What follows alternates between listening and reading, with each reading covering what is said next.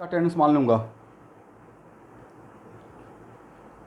पिछले क्लास का मैं सेव नहीं कर पाया था और बिकॉज ये कॉमन क्लास है तो ऑब्वियसली सारे बच्चे दोनों क्लास ज्वाइन करते होंगे।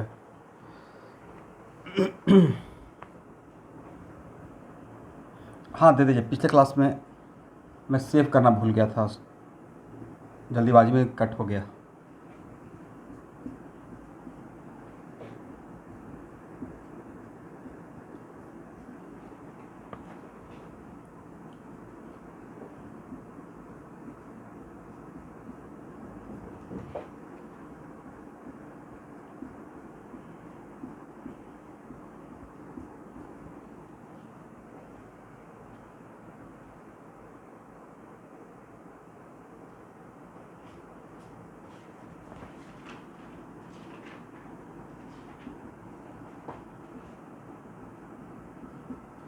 क्या क्या यहाँ पे डायरेक्ट इसको अप्लाई किया जा सकता है?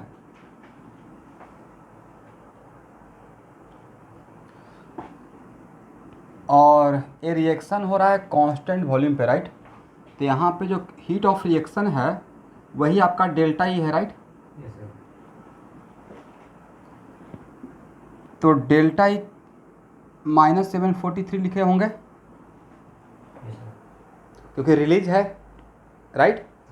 रिलीज का मतलब निगेटिव।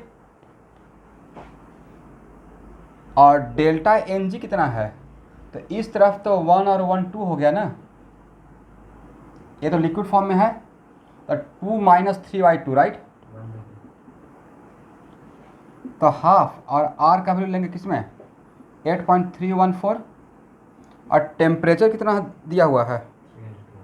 300। लेकिन अगर ध्यान से देखिएगा तो 1 किलो जूल है, राइट? और ये वैल्यू आपको जूल में मिलेगा, करेक्ट? तो -743 किलो जूल, तो किलो जूल के साथ तो हम लोग किलो जूल का ही काम करेंगे। तो 8.314 इंटू 300 और डिवाइड कितना 150 कर दें, 2 से डिवाइड करने के बाद, और डिवाइडेड बाई 1000 तो बन जाएगा किलो जूल। तो सॉल्व करने के बाद मोटा मोटी कितना आता है? सॉल्व करने के बाद मोटा मोटी -742.7 किलो जूल, इतना आंसर आना चाहिए।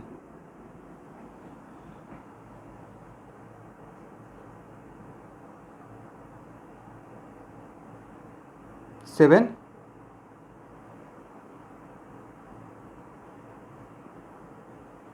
तो कैलकुलेशन करने के बाद जो आएगा वही आंसर होना चाहिए, इसमें तो और कोई कॉन्सेप्ट है नहीं, राइट? एक मिनट देख, 1 मिनट रुक जाइए।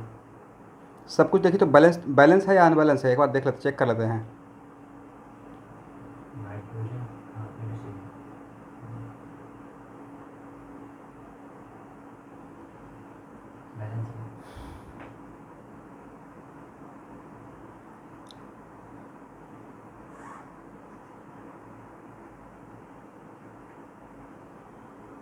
हाइड्रोजन बैलेंस नहीं है, राइट?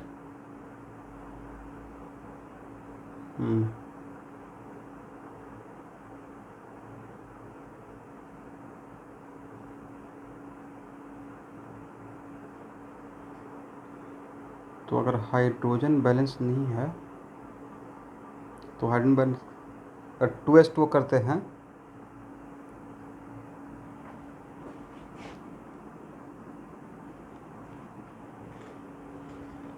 तब इस तरफ ऑक्सीजन का रिक्वायरमेंट कितना रहा होगा? ये बाई मिस्टेक शायद छूट गया है। तो इस तरफ ऑक्सीजन 2 और 2 4,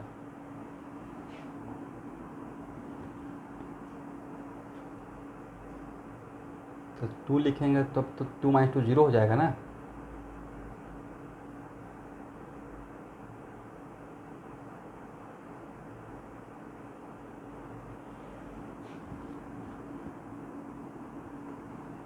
तब तो इक्वल ही हो जाएगा, delta H equal to delta E, right?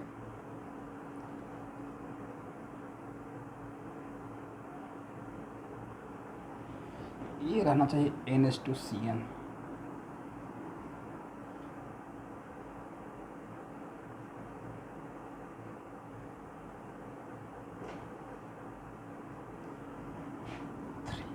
2 यही रहेगा स्टूडेंट, इसको करेक्ट कर लीजिए। बाकी तो इसमें कुछ कॉन्सेप्ट एक्स्ट्रा है ही नहीं। कैलकुलेट करके जितना आता है आपका, कैलकुलेशन करने के बाद जितना आता है वही आंसर आएगा, ठीक है।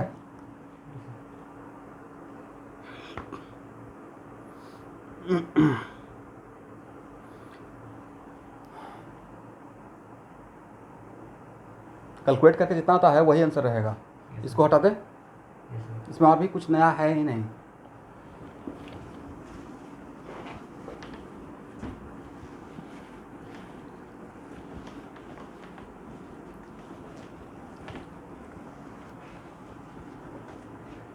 Question number 4,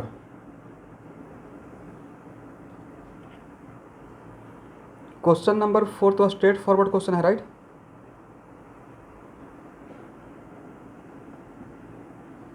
NH3 gas converted into half N2 gas plus 3/2 H2 gas, balance भी है। डेल्टा H दिया हुआ है तो डेल्टा E के लिए, तो delta H equal to delta E plus delta NGRT, right. तो delta E equal to delta H अब minus delta NGRT। Delta NG कितना, इस तरफ हो गया 2 और इस तरफ हो गया 1, वेरी गुड। और डेल्टा H कितना है 11 किलो कैलोरी, और 1 इंटू आर का वैल्यू 2 ले लीजिए। ऐसे होता है 1.98, बट कैलोरी में 2 भी ले सकते हैं मोटा मोटी। और इंटू हाउ मच, टेम्परेचर है 29, और डिवाइड बाई 1000 कर दें किलो कैलोरी बनाने के लिए।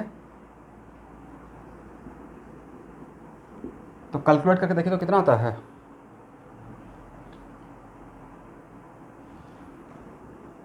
10.404 किलो कैलोरी, यही तो आंसर रहेगा। हो गया। तो अब हम लोग बैक टू ट्रैक आते हैं। हम लोग का मेन थर्मोकेमिस्ट्री में हम पढ़ क्या रहे हैं। तो सर हम लोग थर्मोकेमिस्ट्री में पढ़ रहे थे factor affecting heat of reaction, right. तो factor affecting heat of reaction में हम लोग क्या क्या देख लिए हैं। तो factor affecting heat of reaction में हम लोग देख लिए क्वांटिटी, फिर क्या देख लिए physical state of reactant and product, उसके बाद क्या देखे हैं condition at which reaction is carried out, right. अब लिखिए, तो 3 फैक्टर बात जो लिखवा रहा हूँ, 4th फैक्टर है effect of temperature on heat of reaction. Effect of temperature on heat of reaction.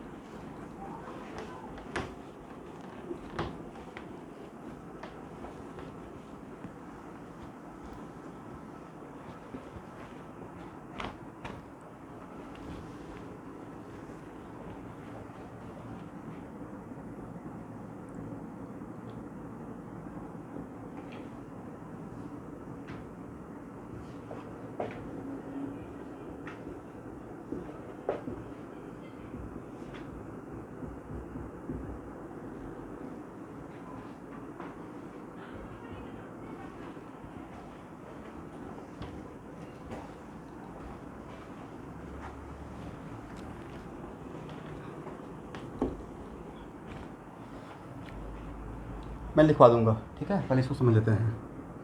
मान लेते हैं कि मेरे पास कोई एक हाइपोथेटिकल रिएक्शन है, दिस रिएक्शन, करेक्ट। और इसका हीट ऑफ रिएक्शन अगर कांस्टेंट प्रेशर पर हो रहा है तो heat of reaction delta H रहेगा। तो मान लेते हैं कि delta H1 heat of reaction है when temperature is T1, correct.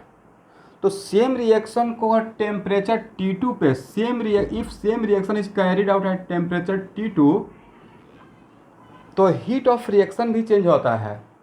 इसका मतलब by changing the value of temperature, by changing the temperature of whole reaction, heat of reaction will also changes, correct. इसका मतलब है कि अगर यहाँ टेम्परेचर T1 पे पूरे रिएक्शन को कैरी किए हैं तो जो हीट ऑफ रिएक्शन मिलेगा, और जब टेम्परेचर को चेंज करेंगे तो वो अलग हीट ऑफ रिएक्शन मिलेगा, करेक्ट। इसका मतलब with change of temperature heat of reaction will also changes, and this observation, इस ऑब्जर्वेशन को ऑब्जर्व किया गया है बाय किरचॉफ्स। दैट्स वाई उनके ऑनर में जो इक्वेशन मैं देने वाला हूँ उसका नाम है किरचॉफ्स इक्वेशन। समझे स्टूडेंट? लिखिए, by changing heat of temperature, by changing heat of temperature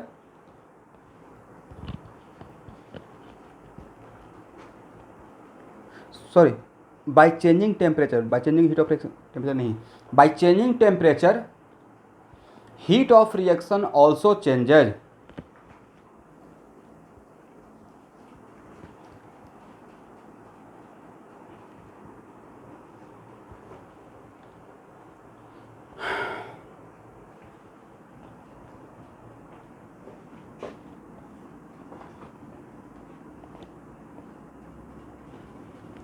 और इस ऑब्जर्वेशन को under the heading Kirchhoff's equation.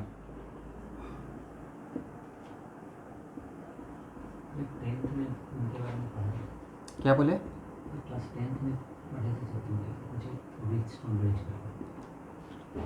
Class 10 में था किरचॉफ्स इक्वेशन। तो वो किरचॉफ्स तो आपको किरचॉफ्स लॉ करंट इलेक्ट्रिसिटी में पढ़ना पड़ेगा। दो लॉ है, लूप रूल और नोड रूल, वो सब वहाँ पे रहेगा। एक केमिस्ट्री में भी इनका कुछ काम किया हुआ है, ठीक है। किरचॉफ्स इक्वेशन, तो इसमें दो केस बनेगा। एट कांस्टेंट प्रेशर, जब क्या कांस्टेंट रहेगा? प्रेशर। तो delta H2 minus delta H1। Delta H2 क्या है स्टूडेंट?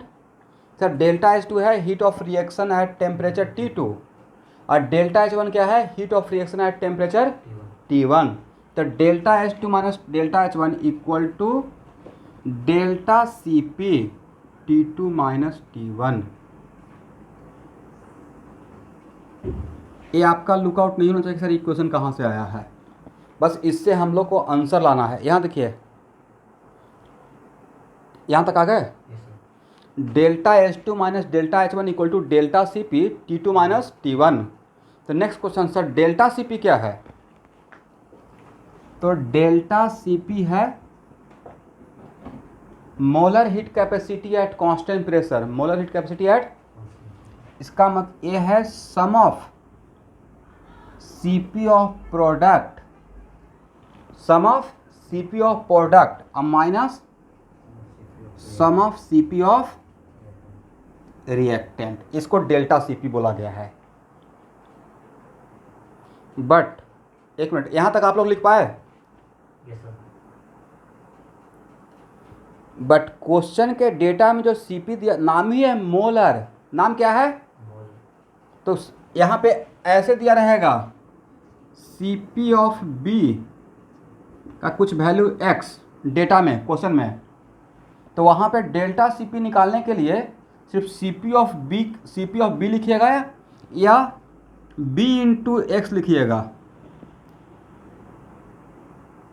डेटा में दिया रहेगा 1 मोल का, बट यहाँ पे इसका 1 मोल ले रहे हैं या B मोल ले रहे हैं, तो आपको B से मल्टीप्लाई करना है, करेक्ट। समझे मेरे बात को? चलिए अब यहाँ देखिए, अब अगर इसको ध्यान से देखते हैं तो नहीं लगता कि ये चेंज ऑफ H है? ये चेंज है किसका? चेंज ऑफ H का, right, correct. Equal to delta Cp delta T, right. इसको ऐसे भी लिख सकते हैं, इस इक्वेशन को लिख सकते हैं। ओके, अब मेरा एक ऑब्जेक्टिव है, if temperature increases heat of reaction at constant pressure also increases. Is it true or false?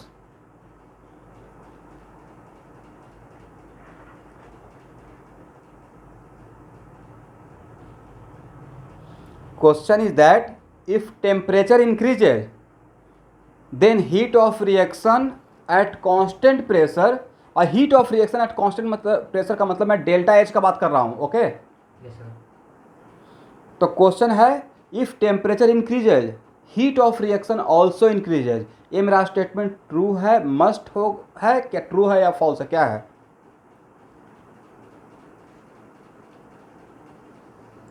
Very good sir, it also depends on delta C P. वजह, अब इसमें दो केस ना, अगर delta C P positive, correct, अगर delta C P positive है तब उस केस में टेम्परेचर इंक्रीज करेंगे तो डेल्टा टी क्या रहेगा, पॉजिटिव रहेगा, हाँ या ना? इसका मतलब पूरे राइट हैंड साइड का क्वांटिटी क्या हो गया, पॉजिटिव, करेक्ट। इसका मतलब sir delta H product minus, sorry, इसका मतलब है कि delta H two minus delta H one also greater than zero, मतलब delta H two greater than delta H one. इसका मतलब imply what, delta H also increases, right? Agree ना?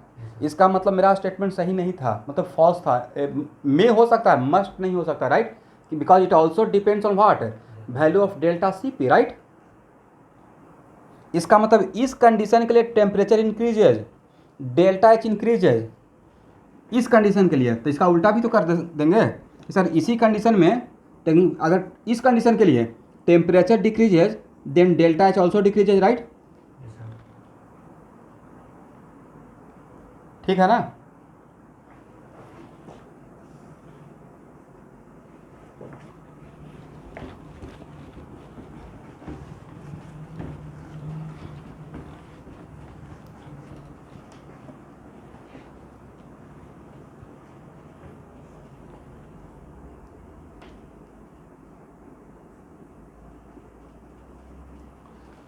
लेकिन delta C P अगर लेस देन जीरो रहेगा, अगर negative रहेगा, then temperature increases, then what about delta H? तो sir delta C P negative है, तो डेल्टा सी पी निगेटिव और ये पॉजिटिव, तो निगेटिव हो गया, राइट? इसका तो delta H two minus delta H one less than zero हो जाएगा। इसका मतलब टेम्परेचर बढ़ाने से डेल्टा एच डिक्रीज होगा, तो उस केस में क्या डायरेक्टली लिख दें, डेल्टा एच डिक्रीजेज और temperature decreases, delta H increases. Is it correct?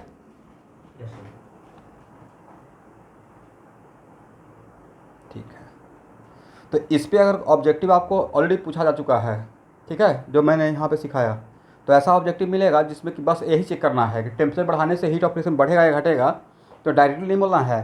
First of all find out the sign of delta C P, right? और डेल्टा सी पी क्या है, sum of C P of product minus sum of C P of reactant, right?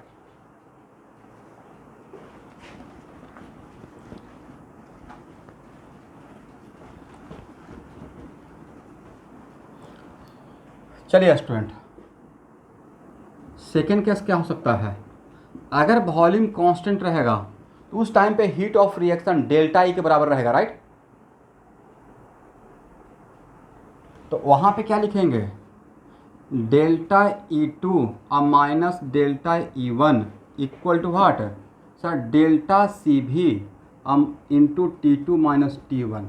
और delta E two क्या है, heat of reaction at temperature T two, और delta E one क्या है, heat of reaction at T one, right? और delta C P क्या है, sum of C P of, right, product minus sum of C P of reactant. समझे student? तो चलिए इसी बात पे एक्सरसाइज 5 का क्वेश्चन नंबर 1 कौन सबसे फास्ट सॉल्व करता है, करेक्ट?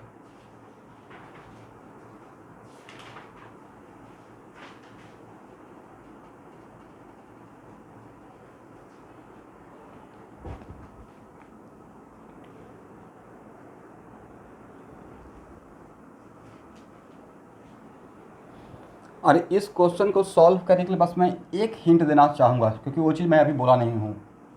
जहाँ भी इंथाल्पी ऑफ फॉर्मेशन का बात करेंगे तो उस कंपाउंड का सिर्फ 1 मोल बनाना है। कितना मोल बनाना है? 1 मोल। ये रिएक्शन लिखने के लिए मैंने हिंट दिया। कहीं भी अगर इंथाल्पी ऑफ फॉर्मेशन रहेगा, फॉर्मेशन, तो कितना मोल बनाना है? उसका 1 मोल। ये जस्ट मैं इसके बाद ही पढ़ाने वाला हूँ। अभी के लिए रिएक्शन लिखने के लिए मैंने हिंट दे दिया।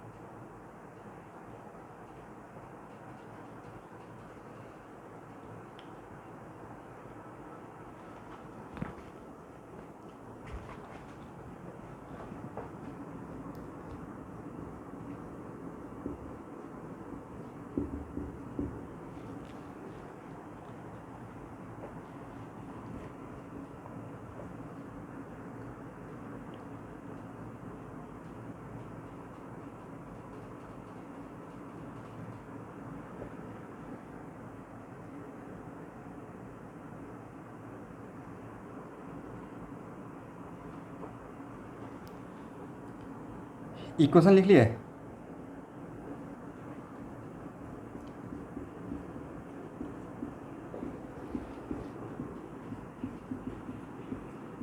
यही लिखे होंगे, राइट? डेल्टा सीपी निकाले हैं?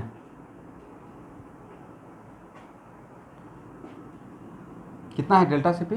43। डेल्टा सीपी के लिए वाटर का कितना लिए हैं? 75? 75 ही तो दिया हुआ है। और माइनस हाइड्रोजन का कितना लिए हैं? और ऑक्सीजन का कितना लिए हैं? कितना? 29/2, राइट? कितना आया है?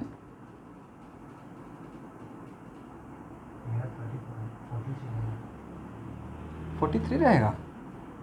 ये 12.5 है, 14.5 है।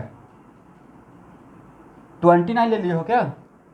मैं इधर वाला आप मेरा एक 2H2 प्लस ऊपर 2H2। मैं बोला था जिसका इंथाल्पी ऑफ फॉर्मेशन का मतलब जो कंपाउंड बनाएंगे उसका 1 मोल बनाना है। इसका 1 मोल बनाने के लिए इसका जितना लेना पड़ेगा वो मैं बोला था, राइट? किसी भी कंपाउंड का इंथाल्पी ऑफ फॉर्मेशन के लिए उस कंपाउंड का कितना मोल? 1 मोल। तो किसका इंथाल्पी ऑफ फॉर्मेशन की बात किया जा रहा है? Now delta H2 minus delta H1 equal to delta CP 373 minus 298। Agree? Delta H two equal क्या लिख सकते हैं, delta H one plus delta C P का वैल्यू कितना है स्टूडेंट, कितना 21.5, ये डिफरेंस कितना है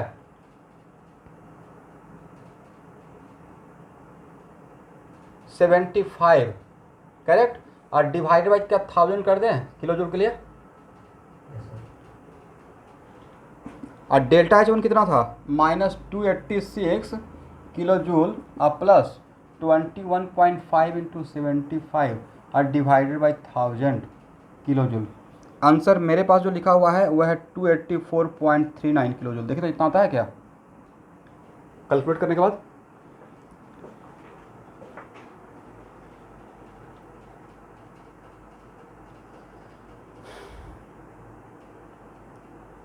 यस सर। हो तो गया।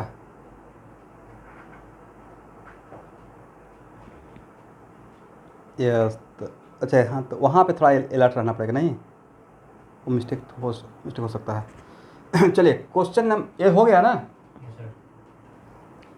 क्वेश्चन नंबर 2 का आंसर बताइए। इसमें तो क्वेश्चन नंबर 2 का आंसर क्या रहेगा, ये जेई का ऑब्जेक्टिव है बहुत पहले का।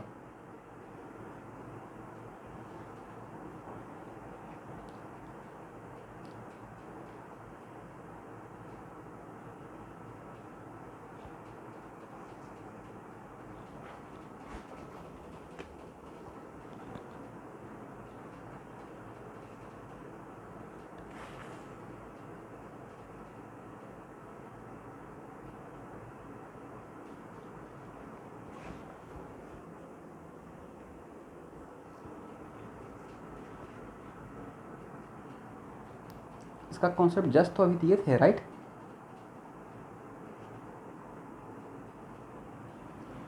नहीं था कि यहाँ पे डेल्टा सी पी का पहले साइन निकाल लेंगे right. Yes sir. Delta C P कितना है, नेगेटिव है। क्या देख रहे हो, डेल्टा सी पी नहीं ना आया, पॉजिटिव है नेगेटिव है, क्या इसे इस छोटा सा बात में तो इतना टाइम नहीं लगना चाहिए, व्हाट इज द प्रॉब्लम। ये तो देख कर पता चल रहा है कितना बाई, तो 5 इंटू 10, 5 इंटू 2 और -20 राइट, 10 - 20 -10 करेक्ट। ये बात तो करने में तो फ्रैक्शन ऑफ सेकंड का रिक्वायरमेंट है। Delta C P equal to negative correct. अब यहाँ पे क्या करना है, delta H two minus delta H one equal to delta C P T2 minus delta T right.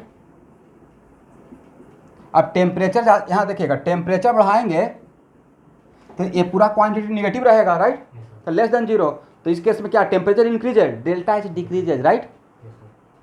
तो करेक्ट ऑप्शन इसमें कौन सा मैच कर रहा है, डेल्टा एच भी decrease on increasing the temperature, agree. Yes sir. But student अगर delta C P 0 रहता तब, इक्वल होता है। तो डेल्टा सी पी अगर 0 हो जाएगा तो there is no effect of temperature right, yes sir. क्योंकि पूरे टर्म को 0 कर देगा ना, इस पूरे टर्म को क्या कर देगा 0 कर देगा। तो टेम्परेचर कम करें ज़्यादा करें तब कौन सा ऑप्शन हो जाता, अगर ऐसा होता तो अनएफेक्टेड राइट। बी।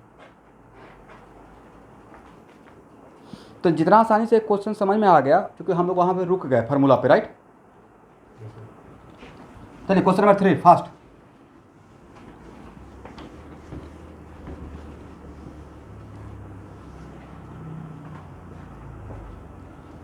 इक्वल हो जाएगा, इंडिपेंडेंट ऑफ टेम्परेचर हो जाएगा राइट, क्योंकि टेम्परेचर वाला टर्म को 0 कर दिया ना, यस सर।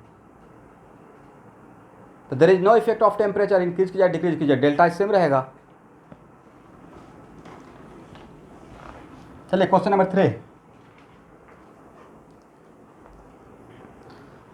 अब delta C P, no doubt यहाँ देखना है, 1 मिनट रुकना है। No doubt delta C P के लिए मैंने फार्मूला दिया sum of C P of product minus sum of C P of reactant. But exam में क्वेश्चन में अगर डेल्टा सी पी का फंक्शन अगर ऐसे बना के दिया हुआ है तो हम लोग किसको फॉलो करेंगे, और सी पी का इंडिविजुअल वैल्यू नहीं दिया हुआ है, कोई रिएक्शन भी नहीं दिया हुआ है, तो इसी को फॉलो करेंगे राइट। ये फंक्शन बना के दिया हुआ तो आप किसको फॉलो कीजिएगा, दूसरे को या इस फंक्शन को। नेक्स्ट क्वेश्चन है, it's enthalpy of reaction at 50K is -30 kilo calorie, it's enthalpy of reaction at 150K क्या होगा। तो भाई delta H2 minus delta H1 equal to delta CP T2 minus T1 right. Delta CP के बदले क्या लिखिएगा यहाँ पे बताइए। तो सर डेल्टा CP के लिए 2 plus 0.2 into 100 correct, yes sir, कितना हो जाएगा 22, और यहाँ पे कितना 100 ना, यस सर, तो डेल्टा H2 निकल जाएगा, डेल्टा H1 और प्लस कितना, और डेल्टा H1 कितना दिया हुआ था -30 किलो कैलोरी था, बट ये तो किस में आया है कैलोरी में है ना, इसमें दिया ये फंक्शन दिया होता है कैलोरी का राइट, पर डेयरी का, तो इसको किलो कैलोरी में कन्वर्ट, ये है किलो कैलोरी और ये था कैलोरी में, तो इसको किलो में कन्वर्ट करेंगे तो 2.2 हो जाएगा, कितना हो जाएगा -32.2,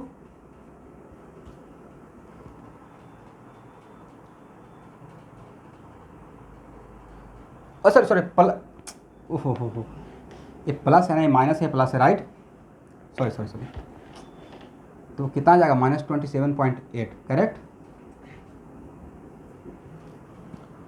correct option B.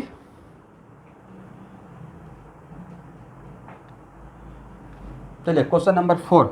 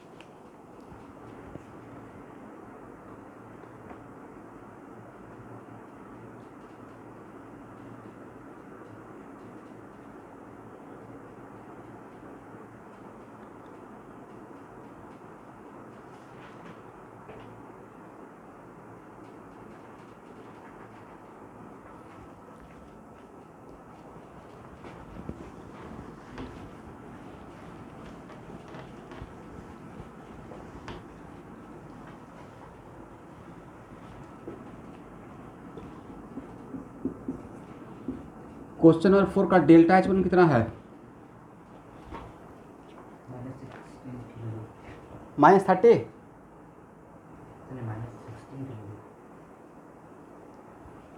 Sorry -16 kilo joule right, kilo joule लिखना मत भूलिएगा, और डेल्टा H2 कितना है 0 राइट, स्ट्रेट फॉरवर्ड तो क्वेश्चन है, इसमें तो कुछ है ही नहीं, equal delta CP T2 minus T1, ए दिया हुआ है, ए दिया हुआ है और ए दिया हुआ है, और ए निकाल लेंगे, क्या T2 निकल जाएगा, यस सर, बट उस बात का ख्याल रखिएगा कि डेल्टा CP यहाँ पे किस में है, यहाँ पे शायद ये वैल्यू किलो जूल में है और ये किस में है जूल में है, तो 1000 से डिवाइड कर लीजिएगा डिवाइड करने के टाइम पे, या किलो को 1000 कर लीजिएगा, एक ही बात है, और आंसर देखिए तो आंसर आता है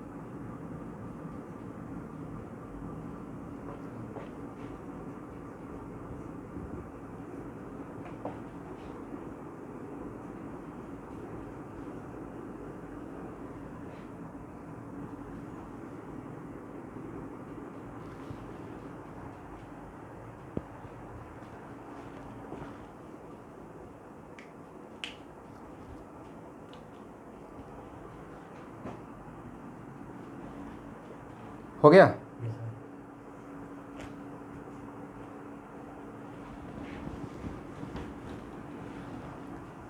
अब लिखिए terms used for heat of reaction, general कौन कौन सा टर्म हम लोग हीट ऑफ रिएक्शन के लिए यूज करते हैं।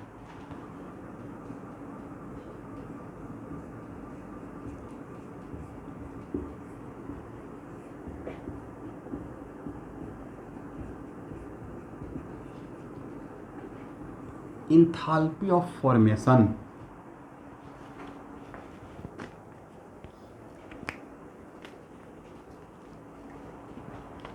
या हीट ऑफ रिएक्शन। ठीक है स्टूडेंट, इंथाल्पी ऑफ फॉर्मेशन या हीट ऑफ रिएक्शन। लिखिए definition. It is defined as,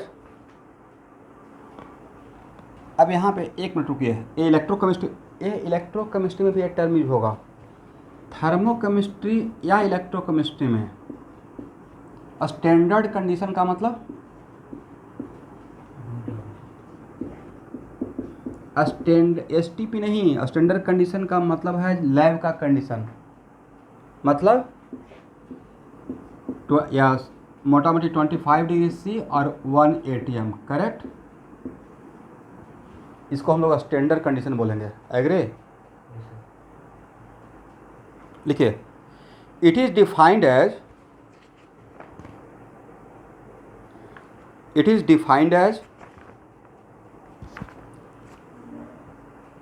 the amount of heat evolved, it is defined as the amount of heat evolved or absorbed when 1 mole of any compound। अब एक minute, इसी बात यहाँ देखिएगा, इस एक मिनट यहाँ देखना है, इस टर्म में ये बात नहीं छुपा हुआ कि कोई कंपाउंड का बनाने का बात कर रहे हैं, बिकॉज बोला ही गया फॉर्मेशन के लिए, right. Yes sir. It is defined as the amount of heat evolved और एब्जॉर्ब्ड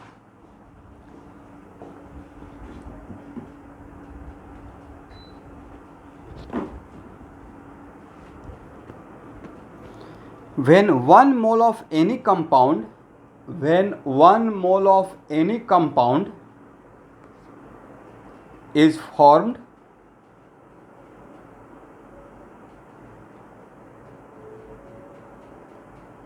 from its element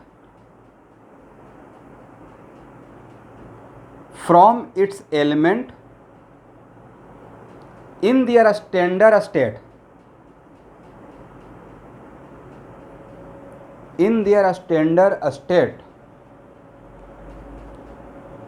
अब इसमें 2-3 चीज मार्केबल पॉइंट है। इंथाल्पी, एक मिनट, इंथाल्पी ऑफ फॉर्मेशन के लिए इसका मतलब सर किसी कंपाउंड का फॉर्मेशन का बात कर रहे हैं, राइट। तो उस कंपाउंड जैसे इंथाल्पी ऑफ फॉर्मेशन बोलेंगे, इसका मतलब उस कंपाउंड का कितना मोल बनाना है, डिफिनेशन के अकॉर्डिंग 1 मोल के लिए डिफाइंड है, राइट। कंडीशन क्या होना चाहिए, स्टैंडर्ड कंडीशन मार्क किया गया, राइट, एग्री।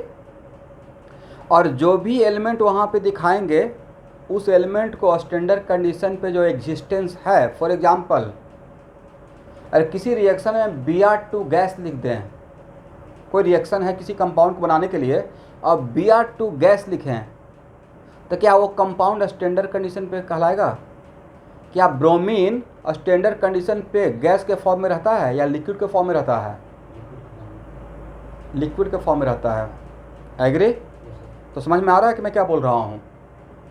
और जितना भी इसमें डिफरेंसन है उस सारे डिफरेंसन को मिलाकर ऑलरेडी IIT में एक ऑब्जेक्टिव आ चुका है, जस्ट नेक्स्ट एक्सरसाइज में आपको दिखा दूंगा, ठीक है। और स्टैंडर्ड कंडीशन यहाँ देखिएगा, तो स्टैंडर्ड कंडीशन के लिए डेल्टा H0 लिखा जाता है, क्या लिखा जाएगा? H0, correct. और यहाँ पे F stand for enthalpy of formation और not stand for standard condition, correct.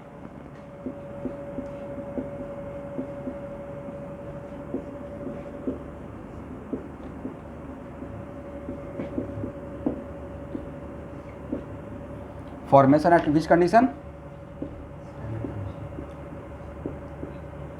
At a standard condition. Agree?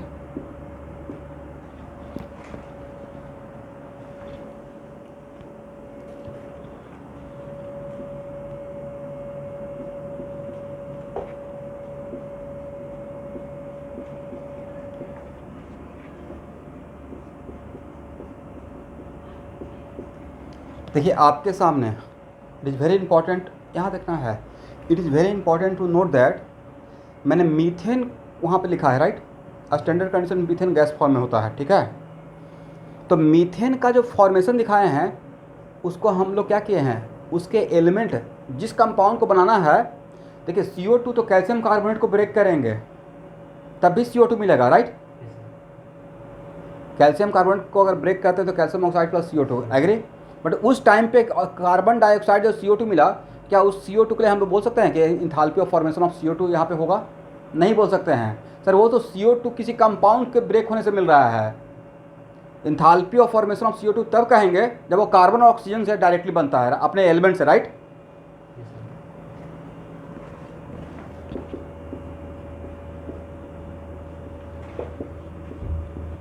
इस डेटा को रटना नहीं है, जस्ट समझाने के लिए लिखती हैं, लिख लीजिए।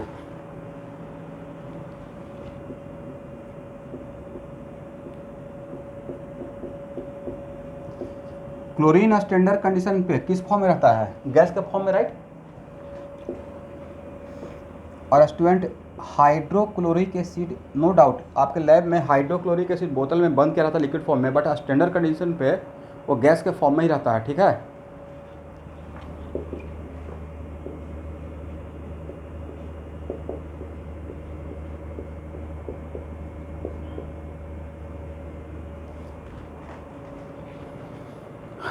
चलिए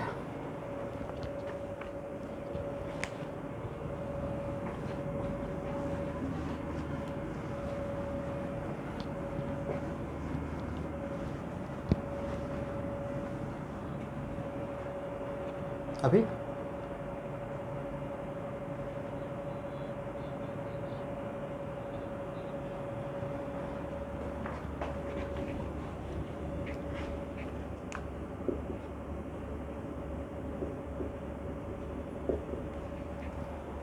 इसका वैल्यू है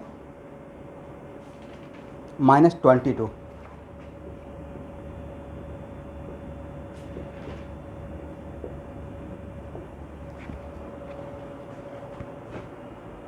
अभी ठीक है।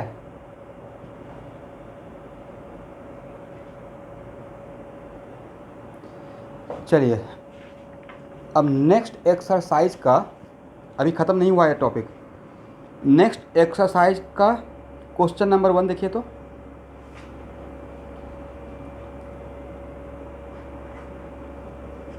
यही ऑब्जेक्टिव था एक्चुअली जेई का।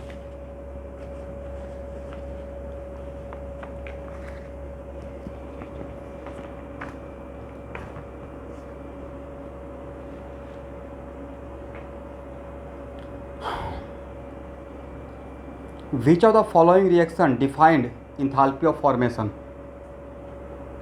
क्या हम लोग ऑप्शन ए को enthalpy of formation of CO2 बोल सकते हैं? क्यों नहीं बोल सकते हैं सर?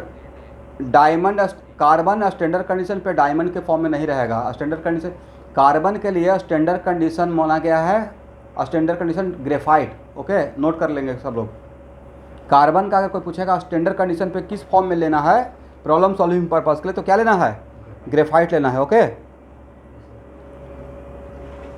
ओके। बी क्यों नहीं होगा? 2 मोल बनाया गया है, राइट। बाकी सब कुछ सही था, लेकिन कितना मोल बना दिया गया है? 2 मोल। और डी क्यों नहीं होगा? सर CO2 बना है, लेकिन अब कार्बन से नहीं बना है, कार्बन मोनोऑक्साइड से बना है, राइट। उसके एलिमेंट से बनना था। इस तरह पूरे डिफिनेशन को मिलाकर एक क्वेश्चन को फ्रेम कर दिया गया। The correct option should be what? C.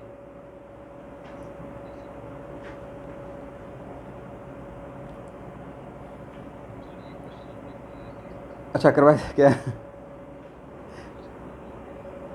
Okay तो एक्चुअली देखिए वो लोग कितना डेप्थ में, एक्चुअली वो लोग छोटा से छोटा बात कितना, ये मत सोचिए कि आसान क्वेश्चन है, ये सोचिए कि डिफिनेशन को लोग कितना पकड़ते हैं, राइट।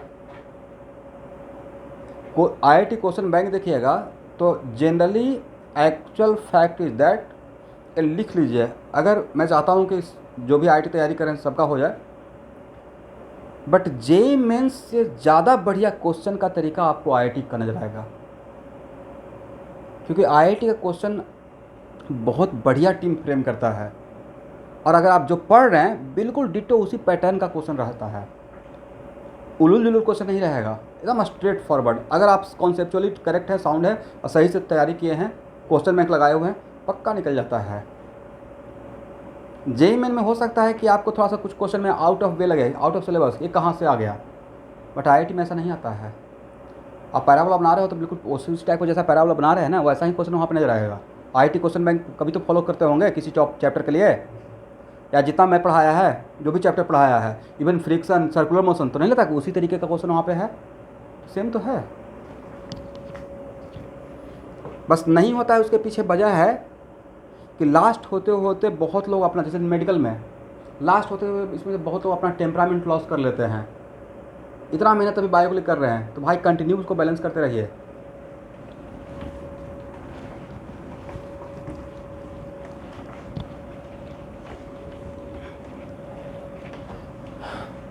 अब चलिए यहाँ देखिएगा,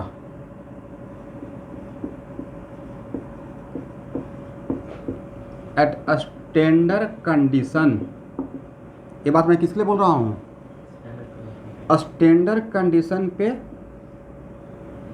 किसी भी एलिमेंट का इंथाल्पी चेंज लिख रहा हूँ या सिर्फ इंथाल्पी लिख रहा हूँ, डेल्टा एच क्या इंथाल्पी है या delta H change of enthalpy है, इंथाल्पी तो एच है राइट। तो स्टैंडर्ड कंडीशन पे किसी भी एलिमेंट का एक कन्वेंशन अडॉप्ट किया गया है, इंथाल्पी कितना लेना है, 0, करेक्ट। प्रॉब्लम सॉल्विंग पर्पस के लिए standard, it is very important to note that at a standard condition, correct. किसी भी एलिमेंट का दूसरे कंडीशन में नहीं है, स्टैंडर्ड कंडीशन के लिए फ्रीडम दिया गया है। For example, enthalpy of carbon as graphite क्या पकड़ना है, 0। इंथाल्पी ऑफ H2 क्या लेना है, एलिमेंट के फॉर्म में है, 0। Enthalpy of O2 standard condition क्या लेना है, 0, राइट। इंथाल्पी ऑफ Br2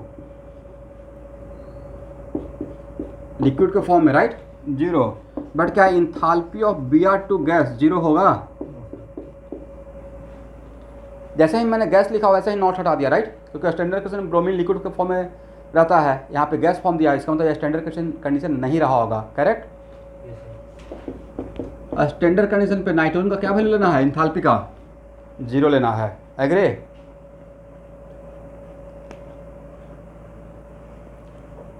यहाँ तक हो गया।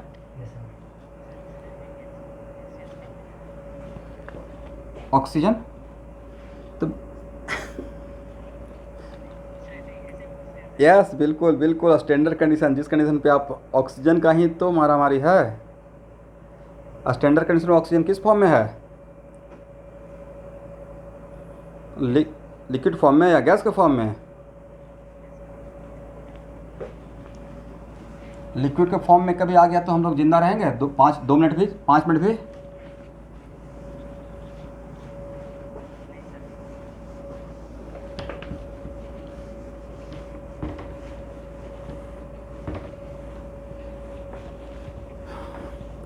आज आप लोग भी अर्थ क्यूब का फील किए थे क्या, हल्का सा,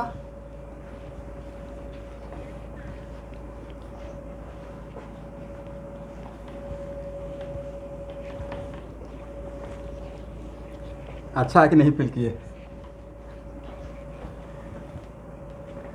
इसका मतलब शुभांकर एब्सेंट थे मैथ क्लास में,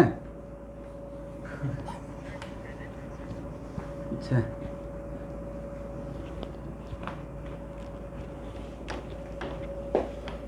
चलिए यहाँ देखिए,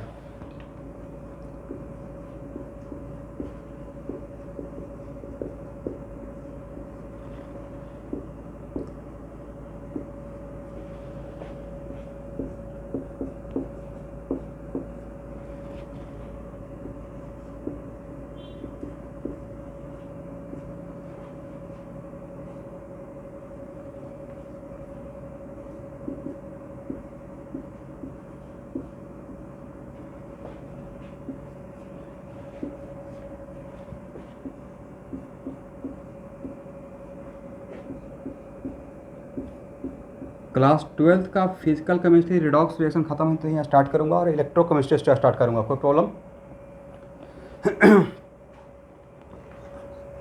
प्लानिंग का पार्ट ए है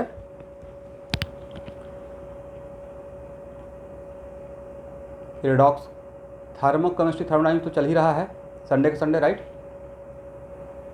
और आपका क्लास 12th में फिजिकल केमिस्ट्री बहुत कम चैप्टर है, तो बिल्कुल आप लोग full of confidence. I will try, इसलिए मैं थोड़ा ज़्यादा क्लास लेना चाह रहा हूँ।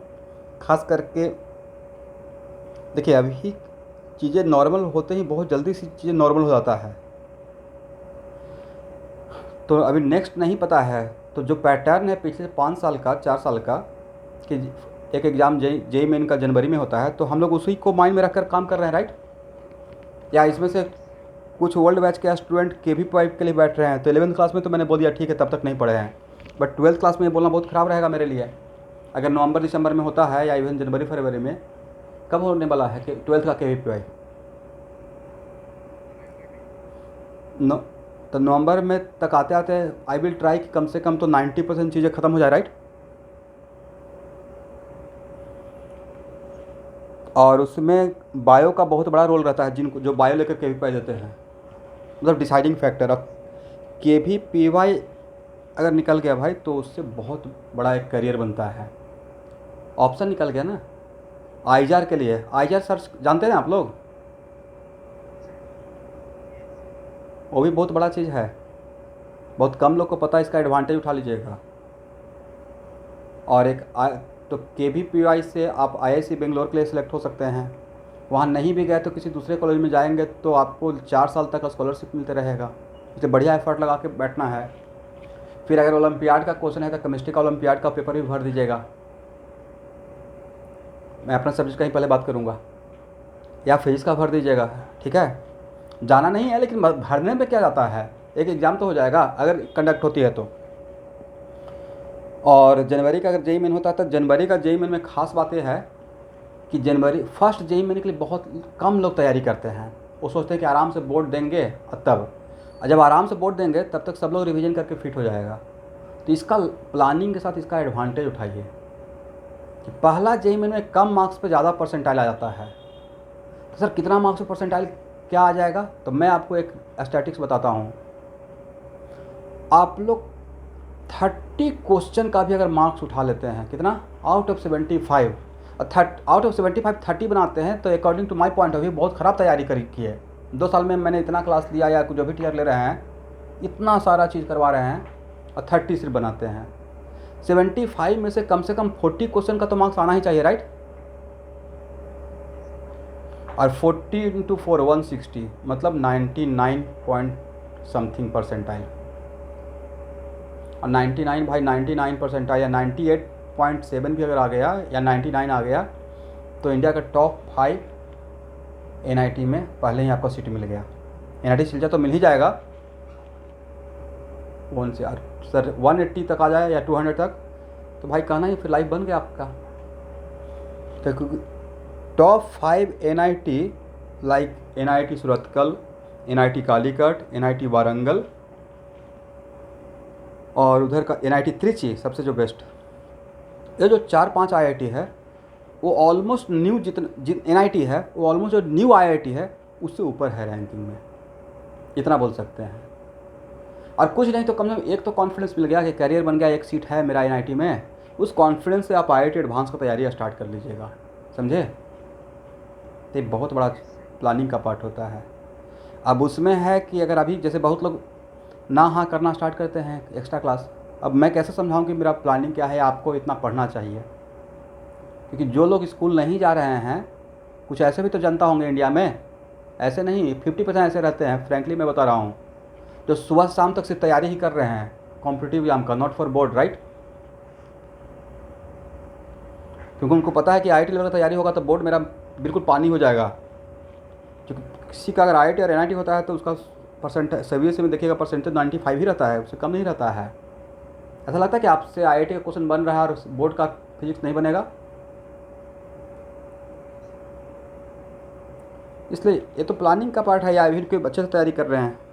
बट उसके लिए टीचर को जितना क्लास, जो पढ़ाने वाला टीचर है अगर क्लास मांगता है या क्लास बोलता है तो सपोर्ट कीजिए। अब अब उसमें अगर अपोज कीजिएगा तो टीचर क्या कह रहेगा, ठीक है भाई चलो नहीं लेते हैं, क्योंकि उस हम लोग को भी अपना सर्वाइवल है, हम लोग भी क्या करेंगे कि निगेटिव नहीं हो किसी बात से मेरा। हाँ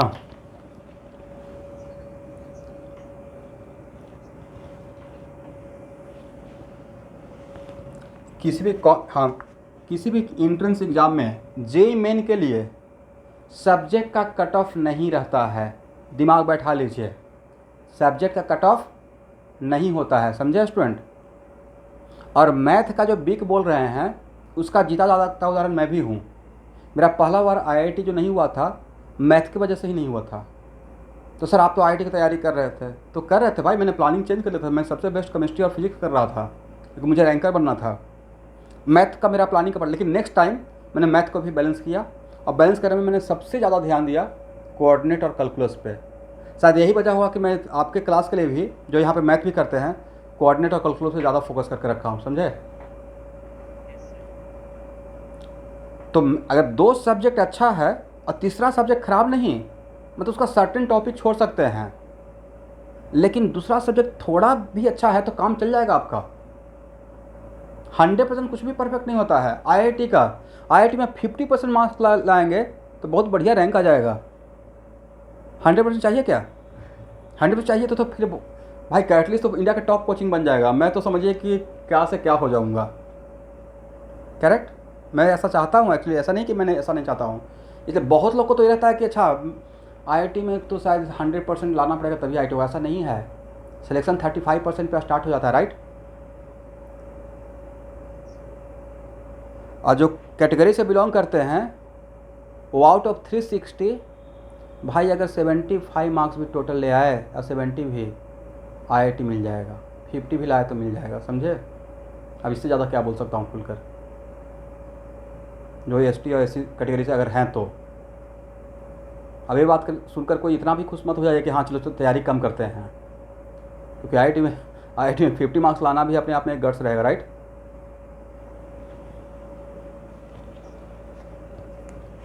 हाँ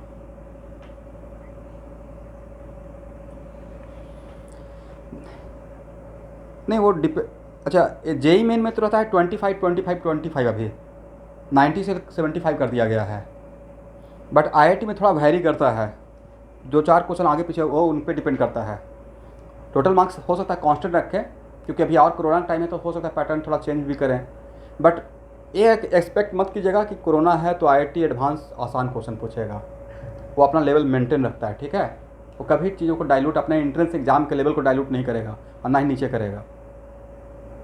बट उसमें एक और मिसकॉन्सेप्शन है कि अच्छा आईआईटी में तो मल्टीपल चॉइस भी रहता है। क्या 100% सारा क्वेश्चन मल्टीपल चॉइस रहेगा या ओनली वन ऑप्शन भी रहेगा, इंटीजर टाइप भी रहेगा, मैचिंग भी रहेगा, राइट। तो मल्टीपल चॉइस वाला अगर नहीं भी बना, मोर देन वन ऑप्शन वाला, फिर भी सिलेक्शन हो जाएगा। ऐसे मैं मल्टीपल चॉइस का भी असाइनमेंट में देता हूँ क्वेश्चन, आप देखते होंगे फिजिक्स वगैरह में, राइट। या इवन मैचिंग का, तो वो सारा चीज़ सही हो जाएगा। जेई में अगर जनवरी का पहला निकल जाता है तो हम लोग के पास 5 मंथ टाइम रहता है एडवांस को तैयारी का, 6 मंथ। जुलाई में जाकर आपका एडवांस होगा। इसलिए अभी से, और मेडिकल वाले बच्चे भी बायो जितना फोकस करके पढ़िए, एनसीईआरटी लाइन बाय लाइन रट जाइए भाई। इतना डाउट क्लास तो लगाने की कोशिश कर रहे हैं। इसलिए अभी बस कुछ नहीं, पूरे लाइफ का बात है ना। आपका अगला कैरियर क्या चीज़ है वो देखिए। मैं 3 साल या 4 साल जो भी मेहनत किया होगा उसी के भरोसे मेरा सर्वाइवल चल रहा है, राइट। ठीक है, मैं बिना आईआईटी किए हुए भी पढ़ा सकता था या पढ़ाता, ऐसा नहीं कि आईआईटी वाले ही सब बहुत बड़ा बॉन्ड होते हैं। बट अगर नहीं होता तो कहीं ना कहीं मैं अपने खुद को अपने लाइफ में फेलियर मानता, क्योंकि मेरा क्लास 8 से ड्रीम था कि मुझे आईआईटी करना है। तो अब जो मैं आईआईटी करने के बाद भी टीचिंग कर रहा हूँ तो मेरा एक सेटिस्फेक्शन के साथ काम हो रहा है। मैं अंदर से सेटिस्फाई रहता हूँ कि हाँ मैंने आईआईटी सोचा था, आईआईटी कर लिया। तो ये बहुत बड़ा कॉन्फिडेंस मेरे अंदर रहता है, एक बैकअप रहता है कि एट वर्स्ट सीजन कुछ नहीं तो मेरे पास आईआईटी का डिग्री है और टैग है, राइट। तो ये जो अंदर से कॉन्फिडेंस और जो खुशी देता है, हैप्पीनेस, वो मेरे लिए लाइफ टाइम के लिए आ गया है। कोई भी खराब चल टचवुड ऐसा ना हो उसके। देखिए अब इसका मतलब ये नहीं है मैं सुबह से शाम तक बहुत हार्ड वर्क करता हूँ, लगे रहते हैं, क्योंकि अब टीचिंग में आ गया तो काम करना पड़ेगा, बट कहीं ना कहीं एक कॉन्फिडेंस है ना, अपना एक पहचान है कि नहीं मैंने भी जो तैयारी किया उसको क्रैक किया। तो इसलिए जिसका मैथ में थोड़ा बहुत ऊपर नीचे होता है, तो आपका नहीं ना, 80% लोगों का मैथ में ऊपर नीचे होता है, या किसी भी सब्जेक्ट में सबका अपना अपना पर्सनल इंटरेस्ट है।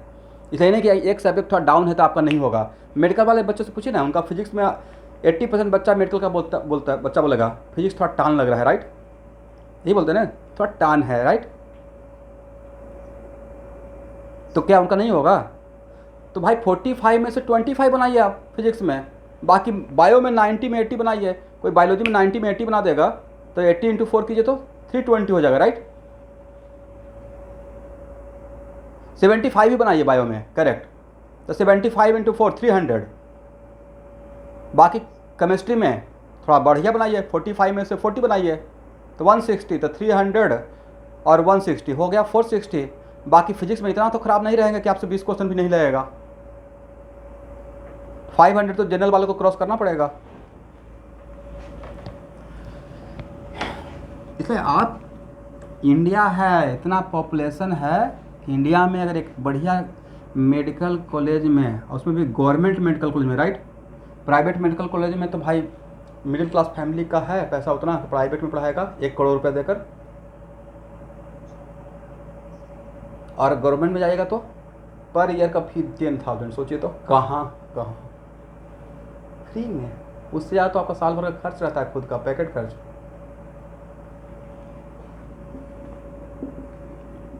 तो सर आईआईटी कर जाएंगे तो फिर पैसा नहीं रहेगा तो कैसे पढ़ेंगे? आईआईटी करिए तो सही। जब एडमिशन लेने के लिए जाइएगा तो वहाँ पे 10 बैंक लाइन लगाकर आपको पैसा देने के लिए रेडी रहता है। तो बस आईआईटी या एनआईटी कर लीजिए, फिर पैसा घर से नहीं भी मिलेगा फिर भी पढ़ लीजिएगा।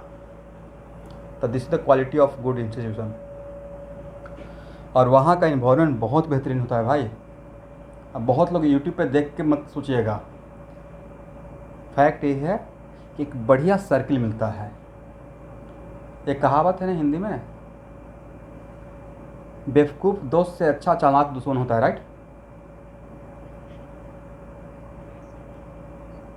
इसका मतलब है कि वहाँ पे जाकर किसी अगर नहीं भी बनेगा आपको, क्योंकि ऑल आर प्रोफेशनल, बट कम से कम उससे ये बात तो सीख ही लीजिएगा कि वो कैट का तैयारी कर रहा था, कहाँ से स्टडी मटेरियल मंगवा रहा है, कैसे तैयारी कर रहा है, राइट, या वो एमएस के लिए कौन सा फॉरेन में अप्लाई कर रहा है। इतना बात तो सीख ही लेंगे, इतना बात सीख लेंगे तो बाकी खुद आगे बढ़ जाइएगा। तो वहाँ पे सब लोग वही काम के लिए पहुँचा रहेगा, तो वहाँ से आपका ट्रैक एक अलग ट्रैक पे चला जाएगा। इसलिए अगर माइंड भगवान दिए हैं थोड़ा सा ऑन एन एवरेज, तो मेहनत बढ़ा दीजिए उसमें। बोर्ड के स्कूल का एक्टिविटी तो है ही, बट थोड़ा वहाँ से ध्यान हटाकर थोड़ा इधर भी देख लीजिए, कैरियर मेकिंग जो क्लास है। बाकी इससे ज़्यादा कुछ नहीं बोल सकता हूँ। Anyway, now come to the back track. तो स्टूडेंट मैंने एक एग्जांपल लिया, हाइपोथेटिकल एग्जांपल, जिसका coefficient A, small A B C and D है, राइट। और A B C and D को मैंने जानबूझ के क्या माना, ऑल आर कंपाउंड, राइट। तब इस रिएक्शन का मुझे डेल्टा एच निकालना है। डेल्टा एच रिएक्शन, तो डेल्टा एच रिएक्शन के लिए हम लोग का एक फार्मूला तो ये भी बन सकता है, sum of enthalpy of product, right, minus sum of enthalpy of reactant. इसको क्या पढ़ेंगे, enthalpy of reaction at standard condition, enthalpy of reaction at standard condition. तो इस एग्जाम्पल के लिए ये क्या है, sum of enthalpy of product. तो क्या इसको लिख सकते हैं, C into enthalpy of C, agree, plus D into enthalpy of D, right, correct ना। होना तो यही चाहिए, होना तो यही चाहिए ना, minus A into enthalpy of A अब plus B into enthalpy of B, agree student. But जितना भी प्रॉब्लम थर्मोकेमिस्ट्री में सॉल्व करेंगे उसमें A, B, C और D का इंथैल्पी ऐसे नहीं दिया रहेगा डेटा में। डेटा में दिया रहेगा इंथाल्पी ऑफ फॉर्मेशन ऑफ ए, ऐसे दिया रहेगा, ए दिया रहेगा। हम लोग को चाहिए क्या था? Enthalpy of A, enthalpy of compound A. दिया क्या रहेगा? Enthalpy of formation of compound A. समझ रहे हैं मेरे बात को? तो एक्चुअल मुझे यहाँ पे अपने टाइम पे बहुत कन्फ्यूजन हुआ था कि अकॉर्डिंग टू दिस कॉन्सेप्ट मुझे चाहिए enthalpy of A B C and D, और डेटा में दिया रहता है delta H, enthalpy of formation. तो ये पुट करना है एच, दिया हुआ है डेल्टा एच, राइट? समझ रहे मेरा डाउट? चलिए, तो यहाँ तक आइए फर्स्ट।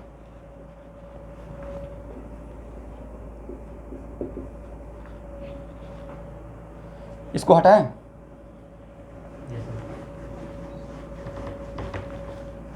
अब देखिए,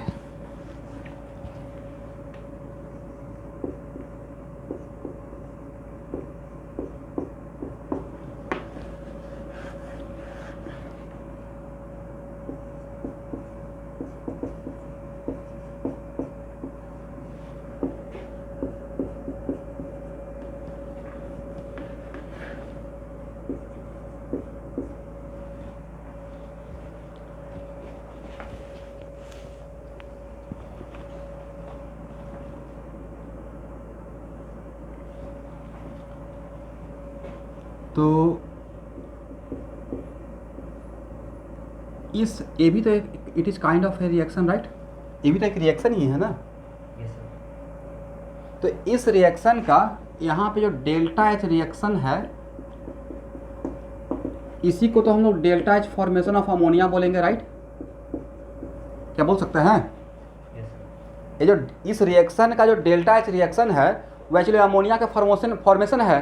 तो क्या इसका नाम हम लोग ये बोल सकते हैं delta H formation of ammonia according to differential of enthalpy of formation?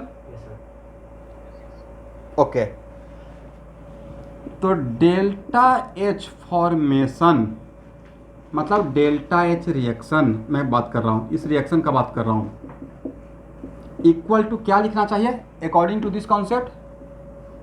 Enthalpy of ammonia, right? Agree? Minus enthalpy of what? Half into enthalpy of N2, right? अब plus 3/2 into enthalpy of S2। Agree ना? But भाई standard condition पे according to convention a term तो zero हो जाएगा ना। According to convention at a standard condition element का enthalpy तो जीरो लेने के लिए बोला गया है। किसी को प्रॉब्लम? इसका मतलब है कि enthalpy of formation of ammonia becomes equal to enthalpy of ammonia, हाँ या ना? समझे मैंने क्या बोला? तो यहां से क्या ये बात बोल सकते हैं आज के बाद कि इंथाल्पी ऑफ फॉर्मेशन ऑफ किसी भी कंपाउंड का enthalpy of formation of compound must be equal to enthalpy of compound? क्योंकि जैसे ही enthalpy of formation of compound कीजिएगा और उसका इक्वेशन लिखिएगा तो उसमें एलिमेंट आएगा स्टैंडर्ड कंडीशन का, और उस कंडीशन पे उसका वैल्यू क्या ले लेंगे? जीरो। तो बचेगा दिस इक्वल टू दिस ही ना। तो इस वजह से इस ड्यू टू दिस रीजन क्या इसके बदले ए पुट कर सकते हैं? इसके बदले ए?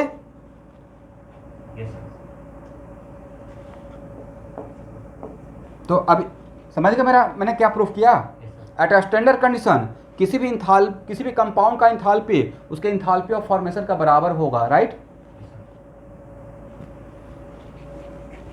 तो क्या यहाँ से हम लोग ये बात लिख सकते हैं इंथाल्पी ऑफ जो गिवन रिएक्शन था किसी भी रिएक्शन के लिए होना चाहिए था ए, बट इसी को क्या हम लोग ऐसे बोल सकते हैं enthalpy of formation of C, enthalpy of C के बदले plus D into enthalpy of formation of D minus A into enthalpy of formation of A plus B into enthalpy of formation of B. आप लोग को नजर आ रहा है student? थोड़ा देख लीजिए तो।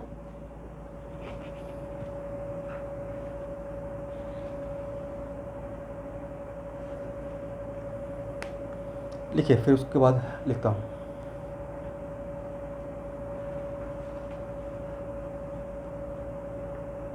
हो गया? Yes, sir.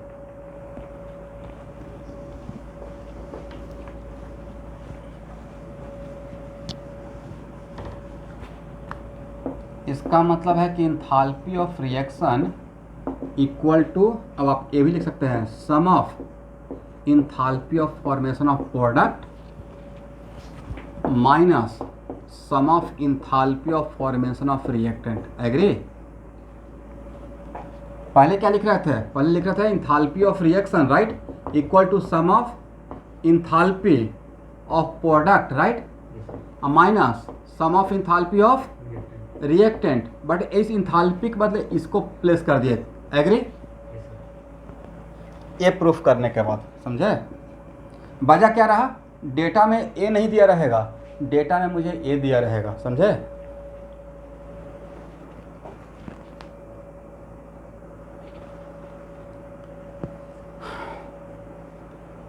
हो गया स्टूडेंट? इसको हटाएं। चलिए एक्सरसाइज 6 का क्वेश्चन नंबर 2 बनाइए। फर्स्ट ऑलरेडी बना चुके हैं।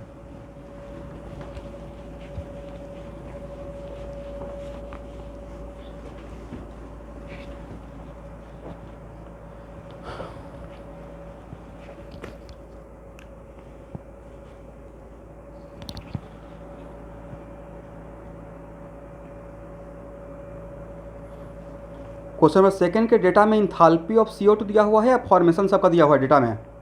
Formation दिया हुआ है. फॉर्मेशन दिया।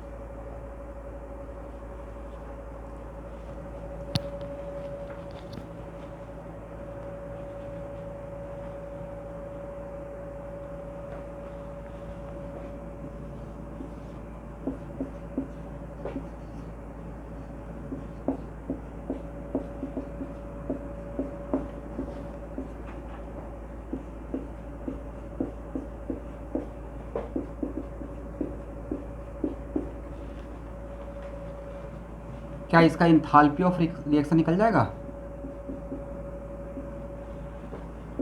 क्या लिखेंगे? Enthalpy of formation of carbon monoxide plus enthalpy of formation of H2O और माइनस व्हाट?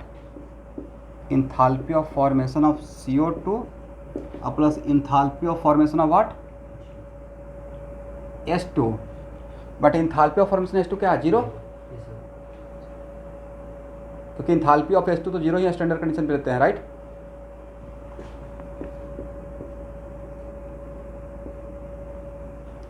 वैल्यू पुट करके देखिए तो आंसर आया 42। चलिए क्वेश्चन नंबर 3 बनाइए फर्स्ट।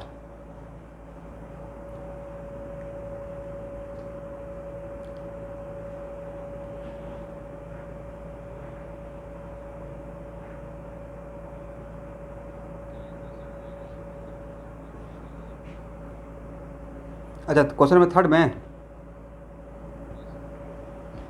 क्वेश्चन नंबर 3 में है the standard heat of formation of, मिला लीजिए question, the standard heat of formation of CCl4 H2O liquid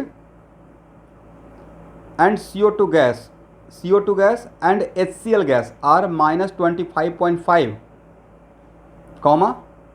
-57.8, -94.1 and -22.1 kilo calorie पर मोल।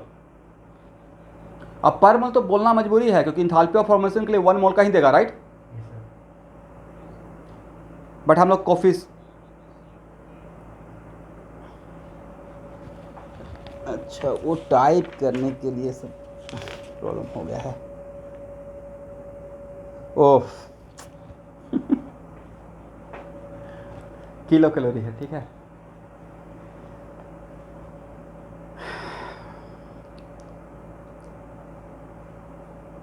क्लास असाइनमेंट तो 60% क्वेश्चन तो IIT क्वेश्चन बैंक का ही है, तो सब साथ में बना ही रहे हैं आप क्वेश्चन बैंक।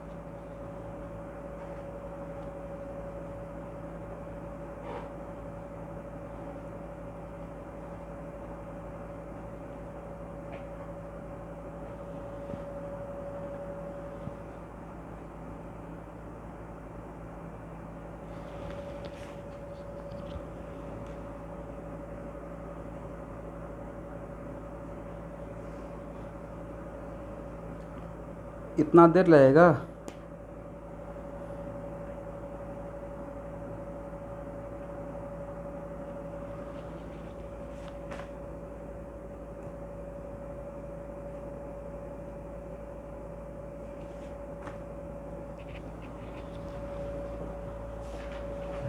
आ गया आंसर? तो जिनका आंसर आ गया क्वेश्चन नंबर 4 बनाइए।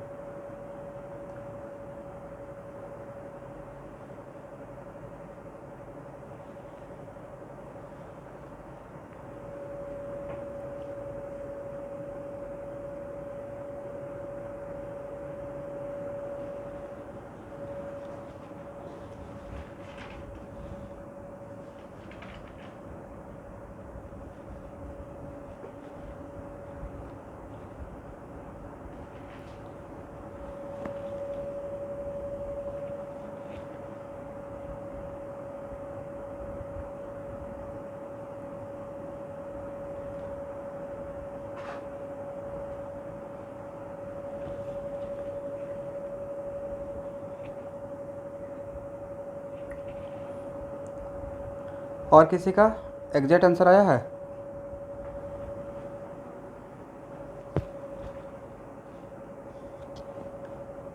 No sir. आप तो ये डेल्टा एच निकाल लिए हैं? कितना आया है आप लोग, कितना आंसर आया है डेल्टा एच का?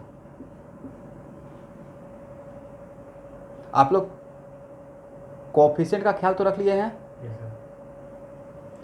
कितना आया स्टूडेंट एवरीवन, जरा एक बार बोल दीजिए।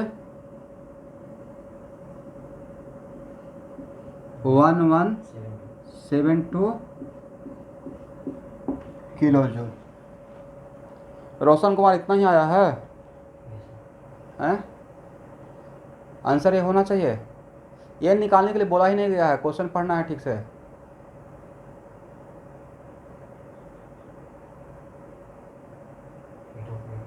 Heat of reaction at constant volume निकालने के लिए पूछा गया है। आप लोग जो निकाले हैं वो कांस्टेंट प्रेशर का है, राइट? Yes sir. आप लोग जो निकाले वो delta H of enthalpy of reaction है, बट क्वेश्चन में हीट ऑफ रिएक्शन, तो इंथाल्पी ऑफ रिएक्शन और heat of reaction constant pressure पे सेम होता है। क्वेश्चन का कंडीशन था is it at constant pressure, mention किया गया है find out heat of reaction at constant volume, right? कौन कौन लोग मिस कर गए? सही सही ऑनेस्टी बताना है।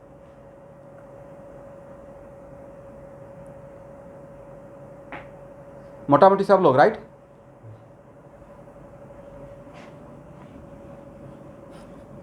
यही बात तो है, 3 क्वेश्चन में एकदम इनर्सिया। एक्चुअली ऐसा ही रहेगा हर क्वेश्चन का। एक कितना भी आसान क्वेश्चन हो, एक एक लाइन पढ़ेंगे और कंडीशन को अंडरलाइन कर देंगे, करेक्ट? तो निकालना था भाई क्यू भी, राइट? और क्यू भी किसके बराबर रहता है? डेल्टा आई के बराबर, एग्री? तो क्या यहाँ से ए लगा दें? Delta H equal to delta I plus delta N G R T. Yes sir. तो डेल्टा ई के लिए क्या है रहेगा? Delta H minus delta N G R T, और डेल्टा एच आप लोग कितना है सर? -1172, राइट? किलो जूल का ख्याल रखिएगा। डेल्टा एन जी कितना? 1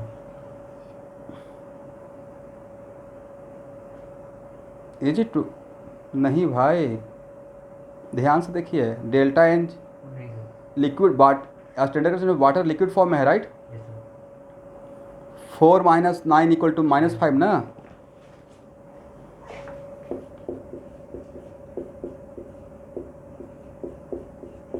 और स्टैंडर्ड कंडीशन मतलब 298 लेना है, right? Yes sir. Standard condition बोल दिया गया है और दिया हुआ भी है 298, तो बट ये तो जूल में मिलेगा ना? Yes sir. तो 1000 से डिवाइड कर दें, किलो जूल लिखने के लिए। अब कैलकुलेट करके बताइए, तो माइनस माइनस बिकम्स प्लस हो जाएगा। Yes sir. और ये जो डेल्टा ही रहेगा वही भाई आपका heat of reaction at constant volume है, समझे?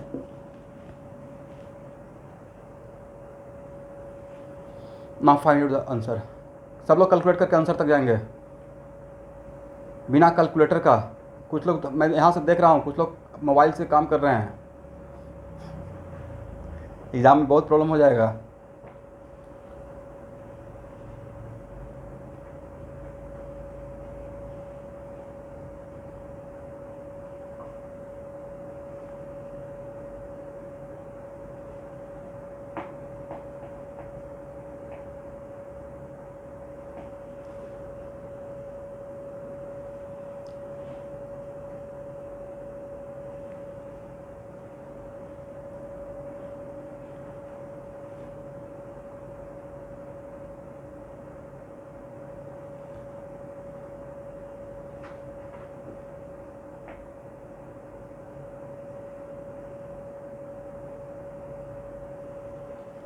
और आंसर आने पे बताना भी है।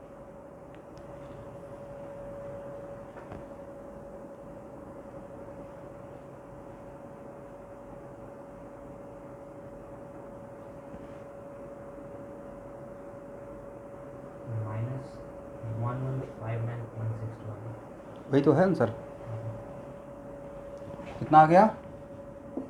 Delta equal to -1159.6।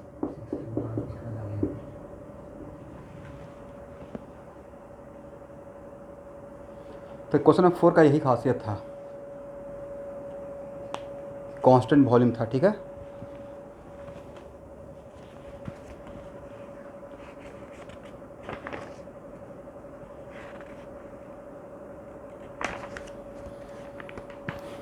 तो यहाँ से एक ही बात है, यहाँ तक आ गया शुभांकर, -1151.6 6 तक भी आ ले आए तो मैं बहुत खुश हो जाता, यहाँ तक भी आ जाता तो। चलिए, तो आज का क्लास यहाँ ही रहने दीजिए, ठीक है। यहाँ से नेक्स्ट